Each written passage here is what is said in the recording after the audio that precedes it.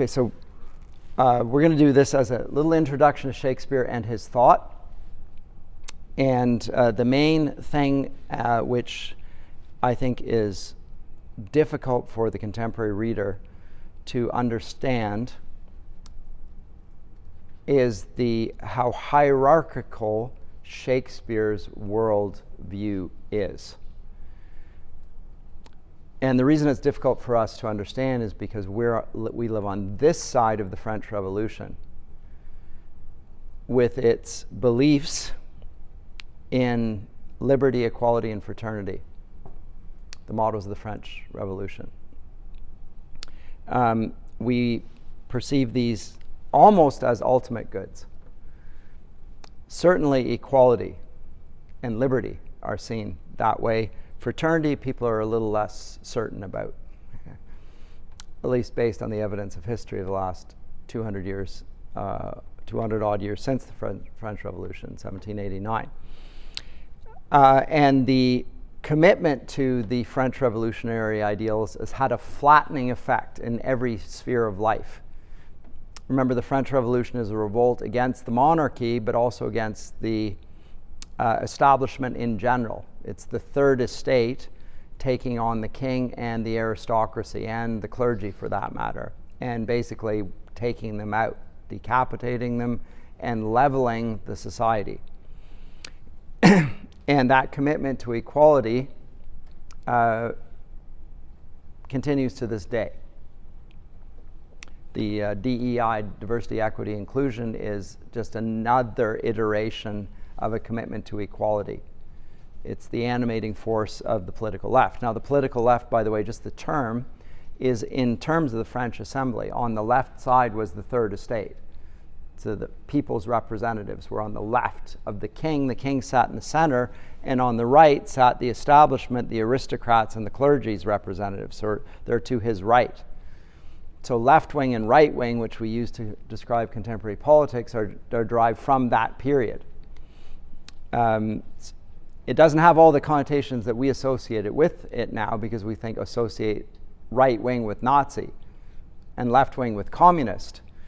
But both the communists and the fascists, the Nazis, were non-hierarchical. They were socialists in a sense. They were committed to a certain type of, to the good of the people. They both claimed to be working for the people, and they're both totalitarian in certain ways. And so they weren't hierarchical. And you might say, but hold on, Hitler was the Führer, the all-powerful. Well, Napoleon was also the head of the French Republic. It restored order after the total anarchy of the Reign of Terror. And in both cases, acting on behalf of the whole people with no differentiation creates chaos, and it requires a strong man to hold things in order, because effectively it destroys all natural order, which is there in the hierarchy of life. As I say, our society is committed to equality, so it doesn't see things other than that, and it thinks it's good. Equality is good. To the point where we will dispute all forms of authority. And I'm gonna list some of them here, but this is just a quote from Shakespeare's Troilus and Cressida. This is one of the plays I'm not looking at, but it's one of his history plays in the Roman period.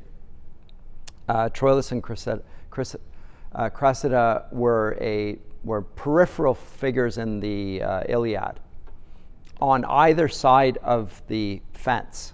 One was a Trojan, the other was a Greek, and they fell in love, and it's a minor plot device. It's very common in the medieval period. Chaucer wrote about Troilus and Cressade, and Shakespeare is picking it up here as well. So it fits in. It's a sort of a Romeo and Juliet type thing as well, but it's a tragedy, and it's written in that Roman play genre, which I would like to explore, but we're not going to here on the course. But I put it for the quotation here, which reflects Shakespeare's own view. And when I say Shakespeare's, not his, but his age's. And there's no dispute here amongst his contemporaries here. And I'll say more about that as well. But he says this: take but degree away, untune that string, and hark what discord follows. Each thing meets in mere oppugnancy. The bounded waters should lift their bosoms higher than the shores and make a sop of all this solid globe. Strength should be lord of imbecility, and the rude son should strike his father dead. Force should be right, or rather, right and wrong, between whose endless jar justice resides, should lose their names. And so should justice too. Then everything include itself in power. Power into will, will into appetite, and appetite, a universal wolf, so doubly seconded with will and power, must make perforce an universal prey, and last eat up himself. So if you remove degree, and by degree he means hierarchy, degrees of these things, you're taking degrees. Bachelor's degree, and then there's a master's degree and a doctoral degree.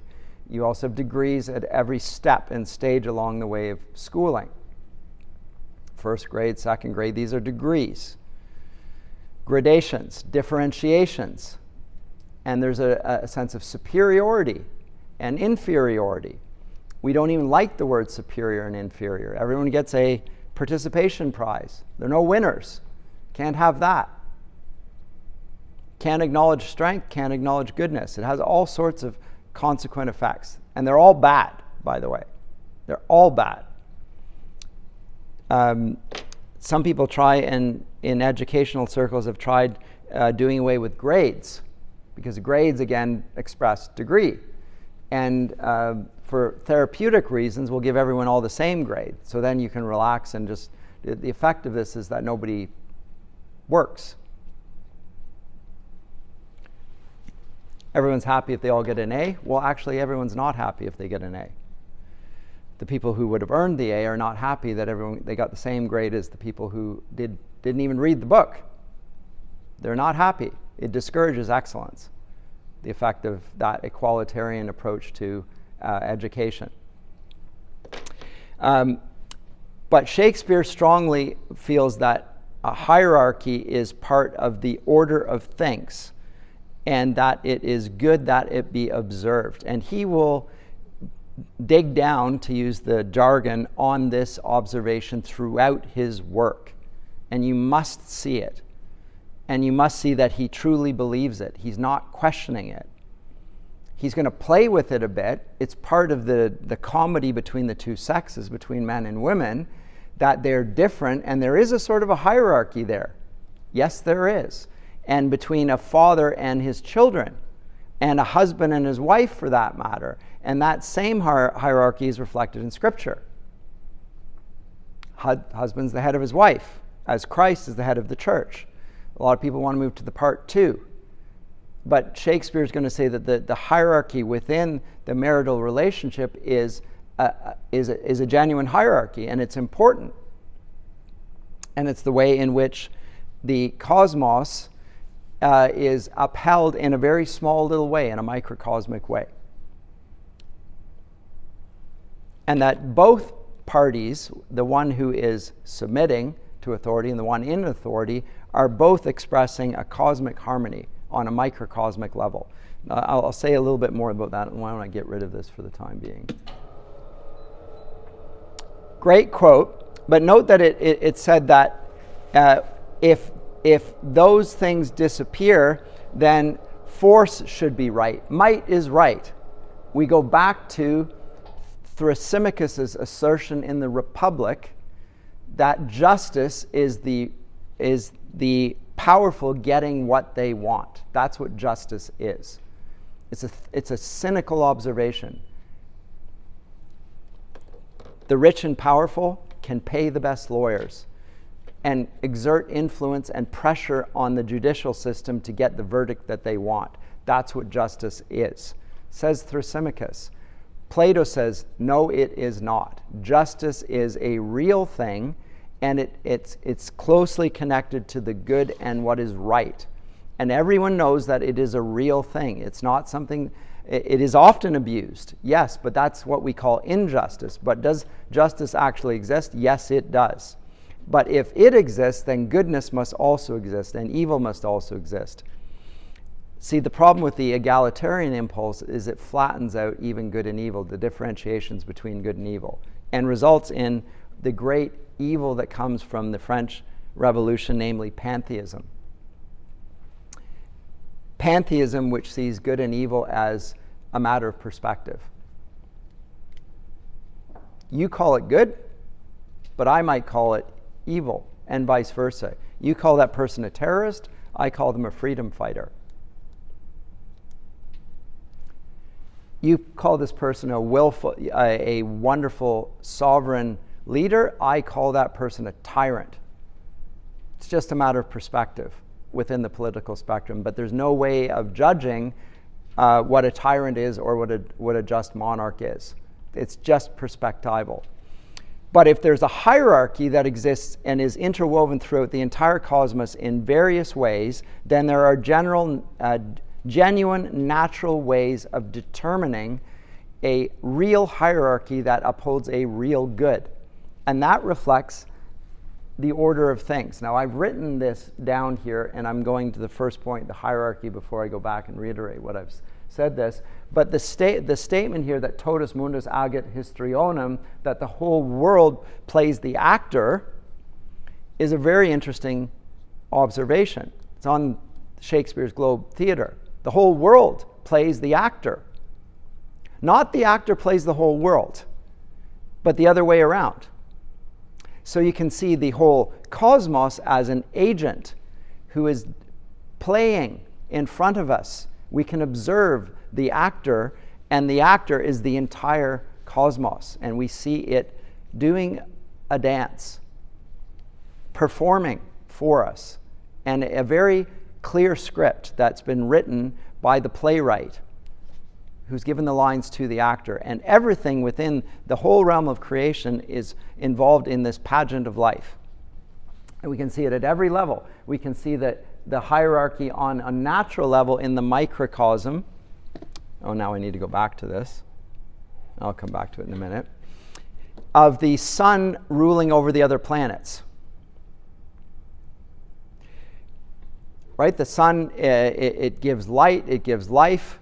The other planets revolve around it, but also our planet gets life from the sun itself. That the proximity of the sun, and it's when the world turns and we get night and day and so forth, the sun is ruling over the earth. It's seen in that sort of sense. And Shakespeare will regularly present the sun as like a king. And this natural language of macrocosm is never lost in Western thought. Louis XIV, the French king, was called the Sun King because his palace of Versailles, the courtiers would surround him and get their favors from him and so forth.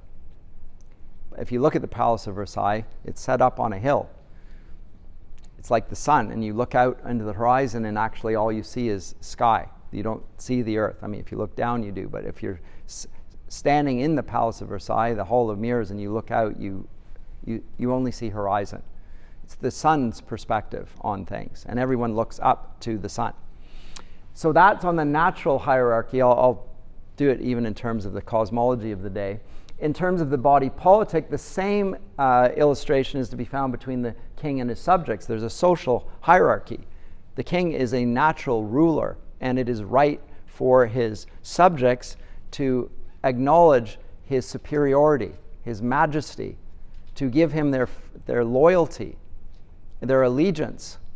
The whole body politic depends on the good relationships between the king and his subjects. When that relationship breaks down because the king is bad or because there's something wrong in the country, the body is thrown into chaos. It's sick. And it needs physic. It needs to be bled. Somebody needs to die. The swamps need to be drained. We still use the language, Mr. Trump, 4 years ago. We're going to drain the swamp or whatever. Shakespeare would entirely understand. He's talking about the bureaucracy. Shakespeare would have been talking about the pestilence of the nobility in the hinterlands of England that were opposing him. We need to drain that swamp, or we need to purge the country of the illness that has beset it. But the idea is that there's a state of health that is preserved by a good monarch, and sometimes the good monarch needs to take extreme ends to deal with that sickness. Again, that's dealt with more in the history plays, where that dynamic is explored on a political level. I'm not going to do that on this course. But there, politics and cosmology very much come out. So that's the social hierarchy. It's also, as I say, presented in terms of the household, which will be more important for the first play we're going to look at, A Midsummer Night's Dream, which begins with a conflict within a house. A young woman wants to marry a young man. Father does not approve. And he so disapproves of the alliance that he sentences her to death. He has the right. It's part of the ancient rights of the father in Athens that he has absolute tyranny and sway over his children, and she so displeases him with her choice of a spouse that he decides she's going to have to die. And we'll see where that comes in. But the idea that the father is within his rights to do this, the Elizabethans would have had some sympathy towards the position, even though they wouldn't have agreed with the decision to kill the daughter. Shakespeare is certainly not in agreement with that. But the idea that the father has rule over his family, he would not have disputed in any way, shape, or form. And it's reflected in Scripture. Again, Ephesians 6, verses 1 to 4. Children, obey your parents, for it is that it may go well for you in the land. Same sort of hierarchy between husbands and wives and slaves and masters and so forth. I'm not going to get into a whole exegesis of Ephesians, but that idea of a hierarchy in there that fits through it is built into that worldview as well. I mean, I could do Ephesians, but I would take me away from Shakespeare a little bit. But just see the hierarchy, and again, we don't want to see what's being stated there, because it really goes against our inbuilt assumptions about the way things ought to be, and about the hierarchy, the essential hierarchy between even parents and children.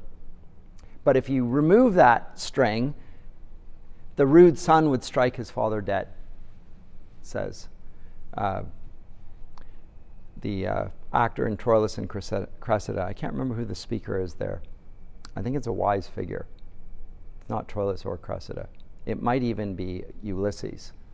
I think it might be. And the result of that is discord and chaos and evil, injustice.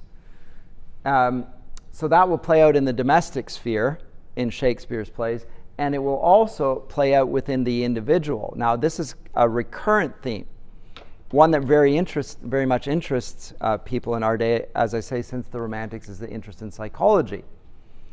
And Shakespeare will regularly display people who've gone mad, and various forms of madness. Some of them quite obviously mad, some of them called mad in terms of their actions, but not necessarily in terms of their inner state. But often they are reflected. And really what those involve is the passions overruling their reason.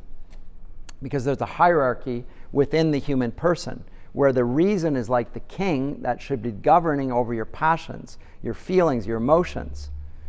And the course of education is meant to give you moral fiber so that you're able, using your reason, to govern your passions, to not just punch somebody when they anger you, to not sleep with someone just because you find them attractive, right? That your passions, or not to eat to excess, not to drink to excess, the passions, all the desires that we have are ruled by the thumos, the chest. Lewis talks about this in The Abolition of Man.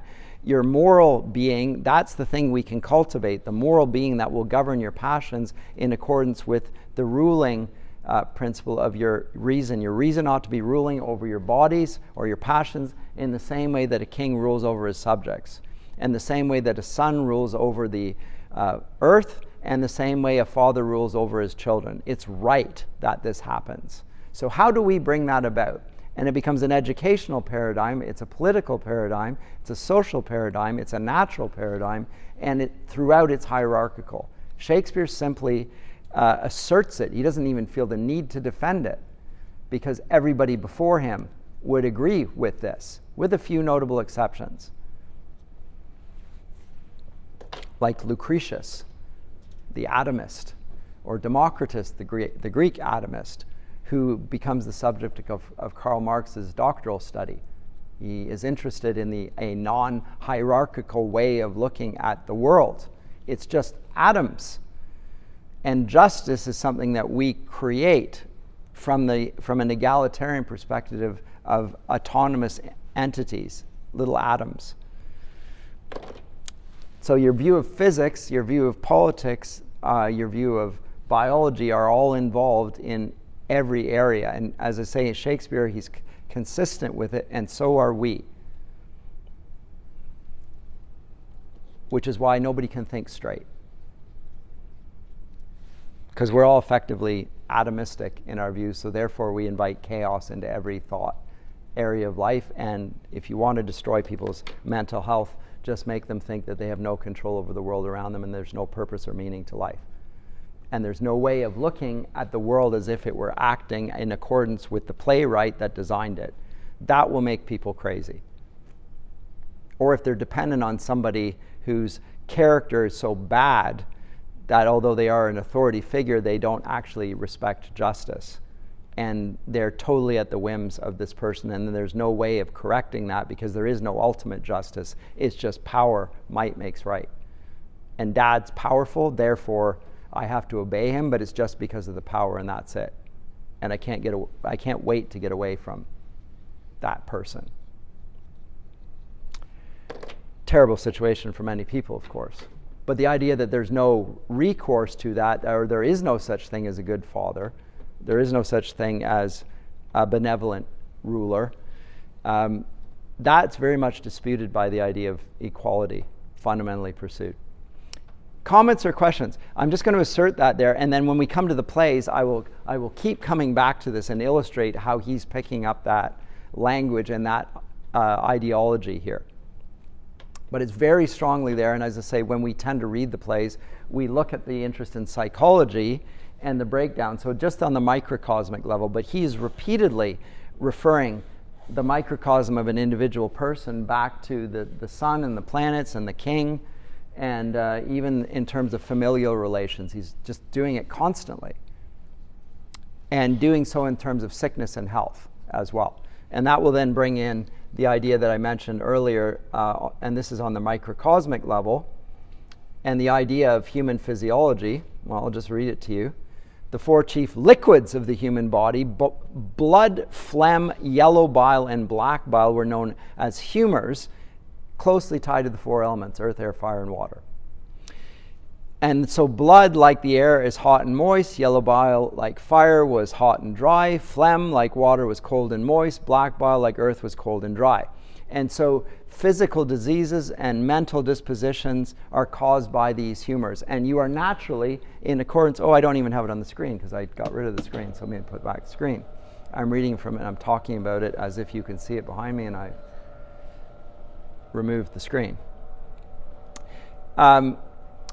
But the person's temperament will explain the way they act in this situation. Now, certain kings are going to naturally have one of these as a predominant feature of their character. And if you've got a good king, then you don't want him to be this one. Easily angered, impatient, obstinate, vengeful, decisive, and intense. That's not the good makeup of a king. Because he's going to lash out at his enemies. He's going to be out of control. His reason will not rule over him. He has a bad temperament because he has a bad temper. But he can't help himself because that's what he's made of. That's how he is.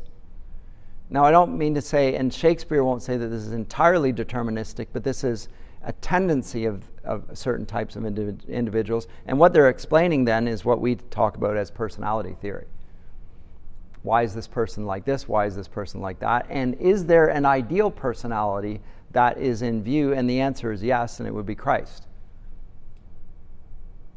Which one of these would he fit under? Hard to say. Hard to say exactly, but probably this one. Confident, beneficent, joyful, amorous. Who does he love? Not the women all around him. He loves his bride. He loves the church. He loves humanity. So the man who is referred to as a sanguine temperament, this is a good king, usually. Certain characteristics. If you're thinking about this in terms of rulers, somebody that would rule over you, think about these characteristics. Now, note that they're not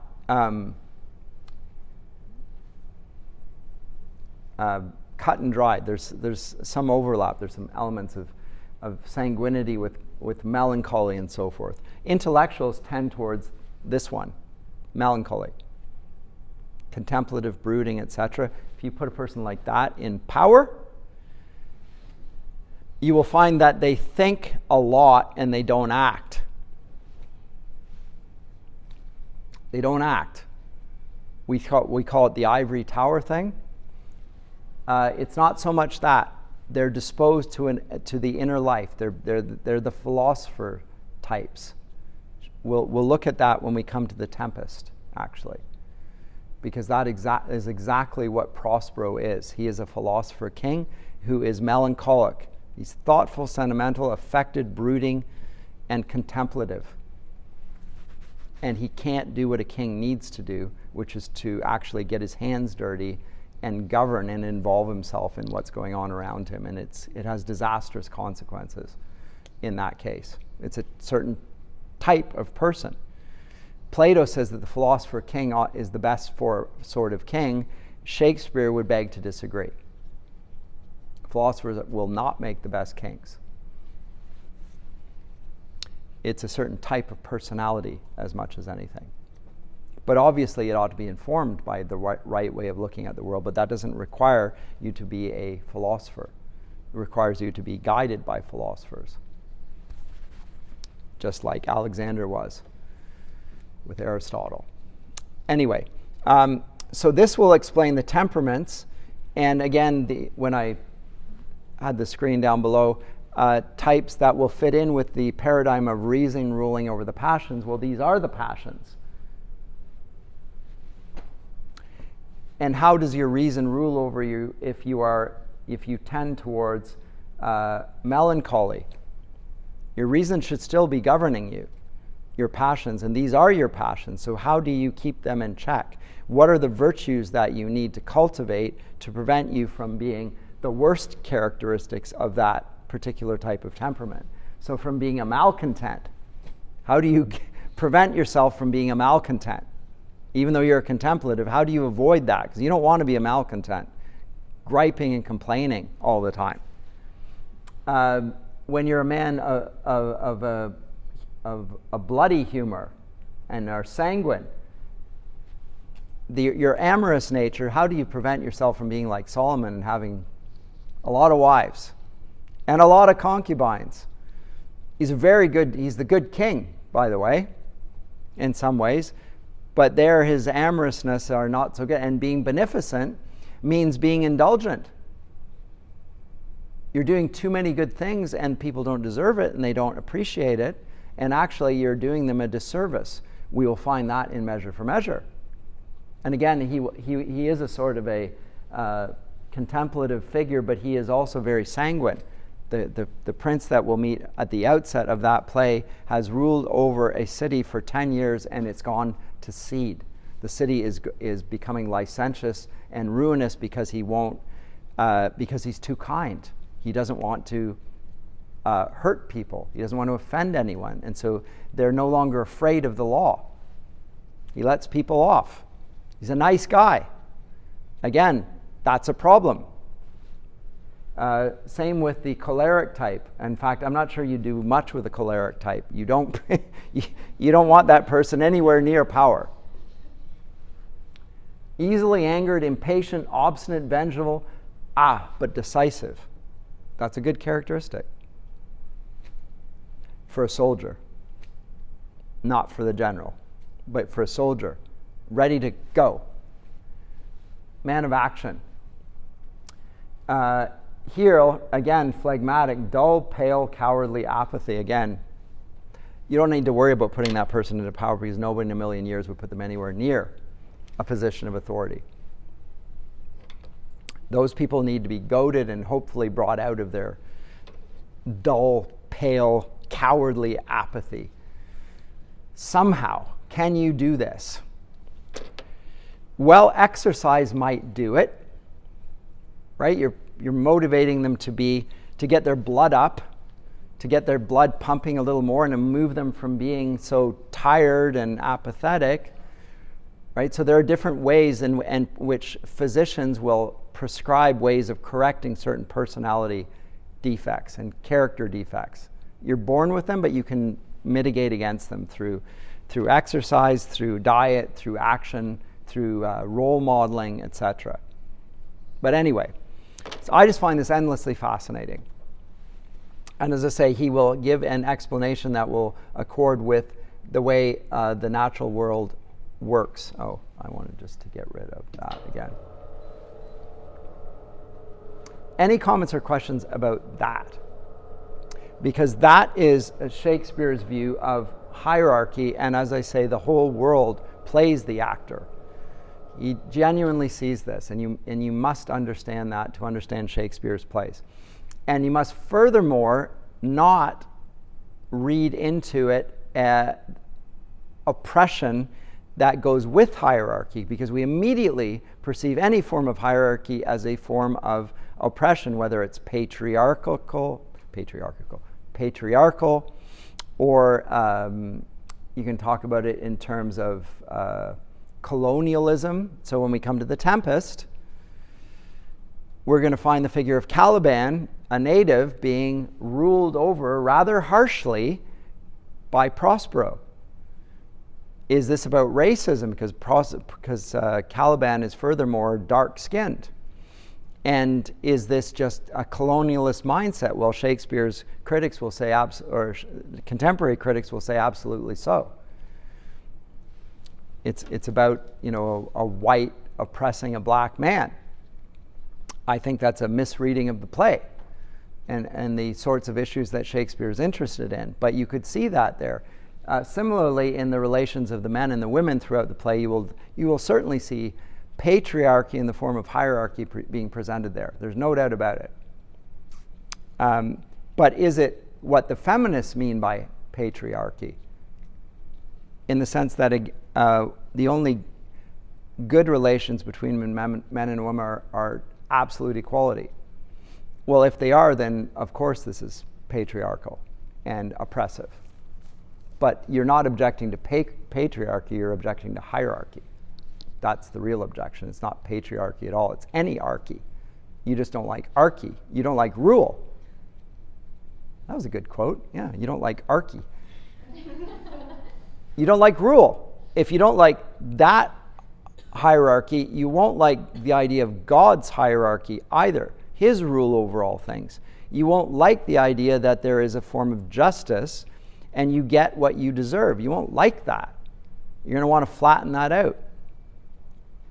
So I think that's the main. So we plead a lesser charge of patriarchy when the real issue is that we don't like the idea of archy, rule.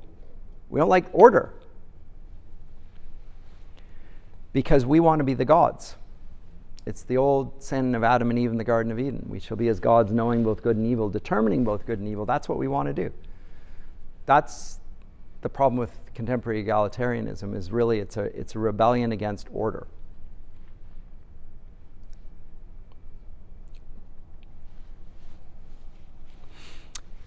So, comments or questions there?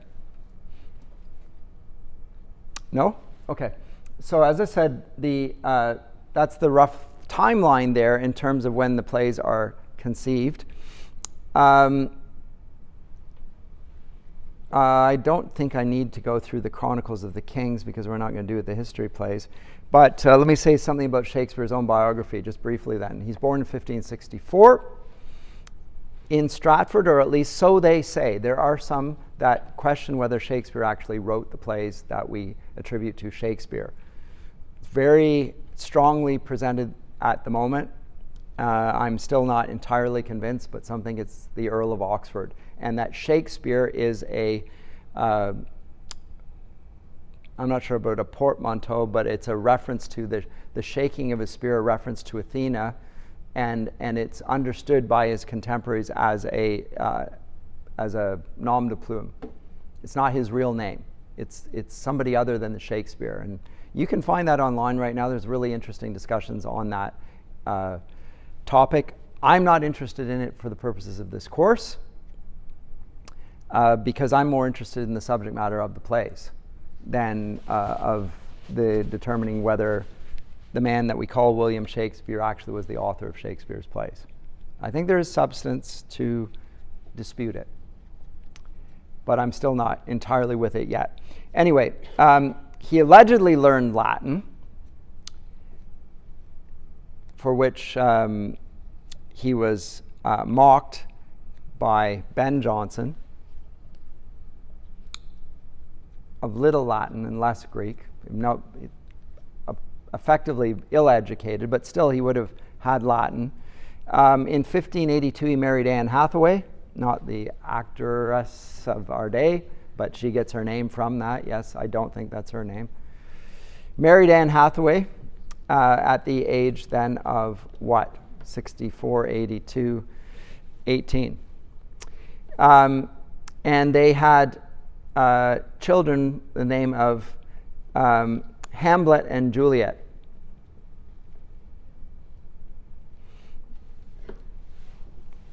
And Hamlet died. Did he name the characters after these figures? Entirely possibly. We know very little about Shakespeare's life between 1585 and 1592. In the 1590s, he springs onto the stage of England, becomes a literary figure. And at the outset of this, writes Venus and Adonis, and obtains a royal patronage from Elizabeth, very important for him. When he becomes one of the Queen's playwrights, it changes his life. The theater itself, the Globe Theater, is not the one that he originally started in. There was one that was constructed by James Burbage and eventually became replaced by the Globe Theatre, which then burned down and has been replaced in the last 20 years or so forth. It was built by an American. It's right there in London. If you go there, you can see the remade Globe Theatre and watch a play. And what's interesting about the Globe Theatre, maybe I should put this up on the screen again. I'm going to do all this crazy song and dance here. The screen up, screen down stuff. Let me say the Globe.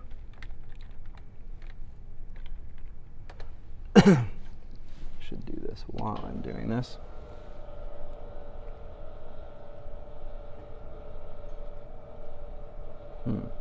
That's not that good. Will this work? No, it will not. I just want picture. That's going to be good enough. There it is. From the outside, note how they've constructed it to look like the original materials, even down to the thatched roof. But inside the Globe Theatre, I wonder if I can get any pictures of that. Oh man, I'm so bad at this. Get rid of this. Inside the Globe. Can I get it look from the inside? Images will do it. There you go.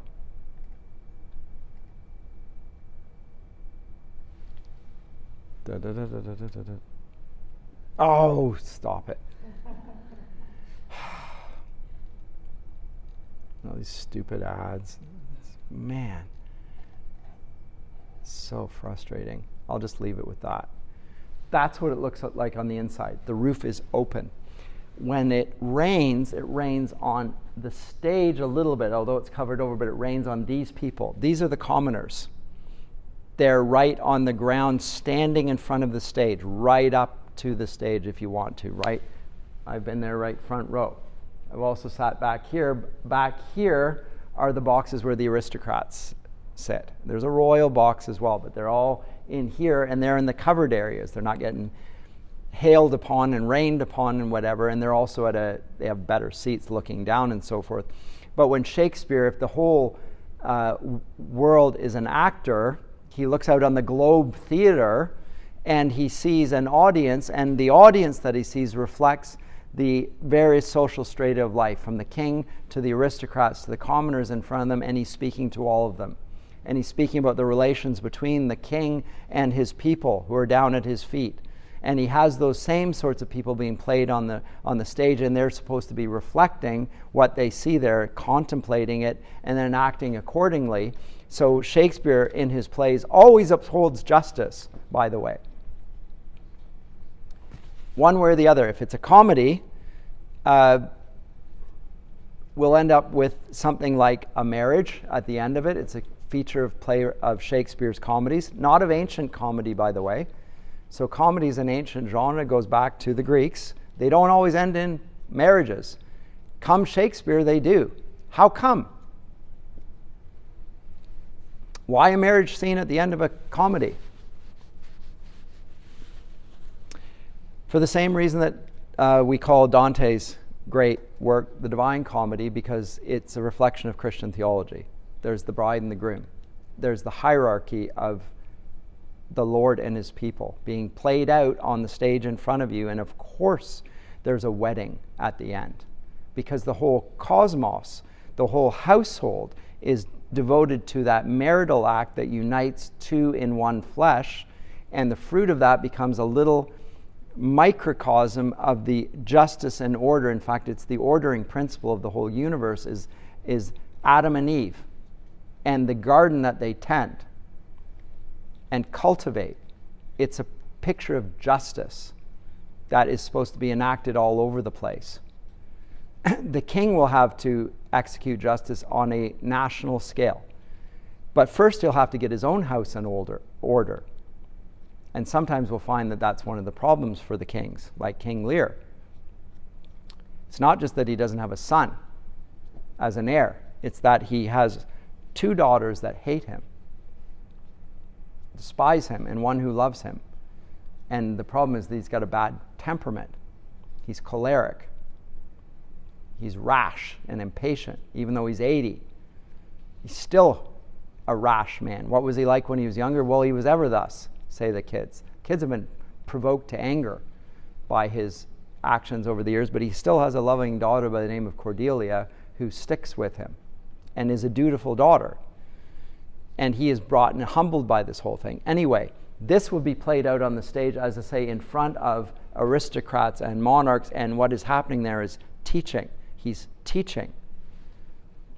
And he thinks the whole universe is also teaching, and he's just following the teaching that he observes in nature. And he'll regularly appeal to nature as instances of the right use of hierarchy, etc. But that's the inside. So the outside of the Globe Theatre and the inside's more important here. But see that there's a stage here, and then you can go up behind and appear up above there, just like the people around here. So when you're on stage, that's where everybody is seen together, but then sometimes you retreat upstairs and are seen up there. You won't see the commoners going up there. That's where the aristocrats are. Now, you could put them up there, but I think you would be defeating the structure of the whole Globe Theatre by doing that. You'll put Romeo up. You'll put Romeo down as a commoner, looking up on Juliet up in the balcony, professing his love for her, but she's literally on a pedestal, reflecting the courtly love ideal. She's superior to him. He's looking up on her. And he's down just like a commoner on the ground, even though socially speaking, he's not her inferior. But here he is debasing himself, as it were. He's not humiliating himself, but so all that sort of hierarchy, it really helps to frame your way of reading the plays. It's an intensely hierarchical way of looking at things. What else can I say about this? I should say that the church monopolized entertainment at the time. And we will see some vestiges of that. If you did first year English with me, we did Everyman as a morality play. But there were also miracle plays, which presented Bible stories in the way, and these were largely for the service of the church. And when Shakespeare first writes his plays, he is, to my mind, clearly drawing on the medieval pattern of drama there. It's particularly evident in some plays where vice is demonstrated and even comes forth in the form of vice or greed or pride. So allegorized forms of certain virtues or vices, they actually appear on stage just like in Everyman they do. He presents that in his comedies. So early in his plays, he's very close to the medieval morality plays and that tradition. So the church monopolized that, and the theater itself, like the Globe, is a disreputable place, having said that. So the church's plays are one thing. These type of secular plays are another. They are not associated with good things, in part because everybody hangs out there, and the everybody includes prostitutes. This is a good place to meet clients. With prostitution comes venereal disease, birth outside of wedlock, all sorts of social ills. So the Puritans, who have influence in Elizabeth's day and grow in influence over time, want to shut them down. Not because they're opposed to drama or per se, but what is happening with the theaters is attracting the worst and the seediest, and it's creating all sorts of social ills. They're not opposed to the representation of the play of vice and virtue on that. But remember, that's in the background as well. He has an audience that is attentive to the ill of representing of vice in a way that's not punished. You better be a moral playwright in Shakespeare's day, or else. The capacity of this theater is about 3,300, very diverse audience. And he has to appeal to the entire audience. So he has something for the commoners, something for the aristocrats, and something for the monarch. Little message for each of them. And you'll often see the interaction of those in the plays, but he is playing to the audience. When he's playing to the commoners, he's making a lot of rude, vulgar humor. It's a lot of that going on. We'll see that in A Midsummer Night's Dream shortly. And we will see the different agents there as well, being represented in that. The play has a manager and owner, and who's also the owner of the company. There is the playwright, and then there is the actor. Shakespeare performed or fulfilled all of these functions, by the way. He was the manager of the company, he was the playwright, and he also acted in his own plays. And early on, this man, Henry Burbager, was the star of the show, and you can probably spot the place where he is playing in some of the plays. But in terms of modern theater, this is relatively sparse on visual effects. We're more influenced by TV and film these days. You can do a lot of special effects with that, including CGI and so forth. He had no recourse to such things. So there's very little in terms of visual effects. In 1611, he retires from the theater, wanting to become a gentleman, allegedly. So the story goes, if you don't think he was the Earl of Oxford. And in 1616, he dies. And the first text of his plays appears in 1623 by William Jaggard, name over there. We call it the first folio. And the first folio is just the first edition, as it were, of his plays. And it will be based on various elements. One of the things that's lacking, though, is a script of the whole thing.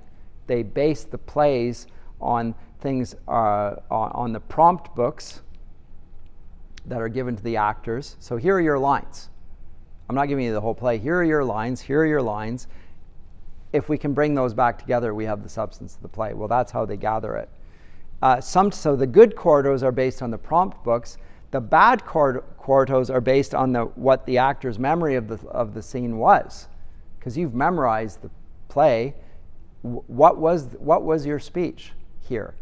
And he then writes it down. So that's how the play comes about. It was not published as a literary work at the time. It was simply performed. And when he died, then somebody decided, we've got to put this all together on paper. And so lots of disputes over the manuscripts, including things like rough drafts. He was not immediately revered as the great playwright of his day. Ben Jonson was. He had a sort of a mixed reputation, although he was highly regarded and revered. Milton refers to him, for instance, and Jonson, as the great Shakespeare, etc., but not really received as such in the 17th century. In the 18th century, he is regarded highly by Samuel Johnson, but he really takes off with the Romantics. He then becomes the preeminent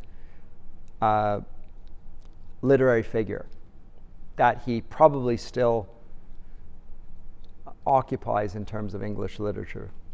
He would be the first name mentioned, alongside Milton. Although Milton doesn't get much mention these days. He's a bit too Christian. But it would be Shakespeare. Shakespeare is the great writer of his day, in part because he is prodigious. He writes a lot, and most of it's quite brilliant. And some scholars do nothing but Shakespeare, and they have enough material to do nothing but Shakespeare, quite frankly. But I think it's largely because we have our interest in psychology post-Romantics remains preeminent, and Shakespeare is the great explorer of psychology, as far as we're concerned. I think that's the reason why we hold Shakespeare to be the great.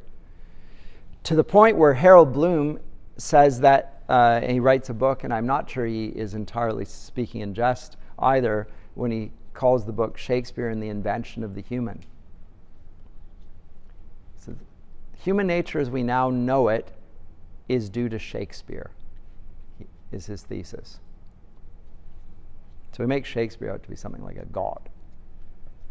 But that's not what he really means. He means by it the way we look at the world in terms of psychology, temperament, relationships, comes from Shakespeare. When you read Harold Bloom, you will not get anything of the hierarchy I've talked about. He's going to ignore that. He's more interested in psychology. Because American critics are more interested in psychology. Because again, the primary discipline in the humanities since the 19th century has been psychology.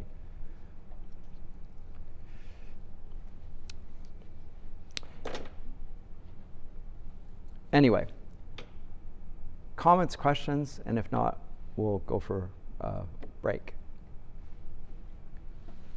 Then a break.